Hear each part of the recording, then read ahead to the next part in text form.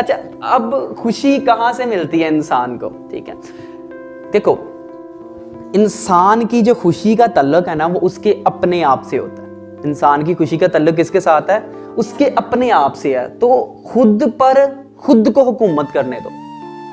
जब इंसान अपने वजूद पर खुद हुकूमत करता है ना, तो वो किसी से उम्मीदें नहीं बांधता कि ये मुझे खुशी देगा। जब हम उम्मीदें बांधना खत्म कर देते हैं तो हम अपनी आधी से ज्यादा तकलीफ वैसे ही खत्म कर देते हैं, क्योंकि तकलीफ हमें दूसरों से बंधी उम्मीदें देती हैं कि आपको खुशी वो इंसान दे सकता है जो आपको मुकम्मल तौर पे जानता है। खुशी कौन दे सकता है? जो आपको मुकम्मल तौर पे जानता है। आपका गुस्सा, आपका सैड होना, वो इंसान आपको खुशी दे सकता है जो आपको मुकम्मल जानता है। और दुनिया में कोई ऐसा इंसान नहीं है जो आपको मुकम्मल जानता है, मां सिवाय उस इंसान के जिसको आप अपने आईने में देखते हो। उसके अलावा कोई भी नहीं जानता। सही कह रहा हूं कि नहीं? कोई आपके जितना मर्जी करीब है वो आपको उतना नहीं जानता जितना आप अपने आप को जानते हो। ठीक है ना?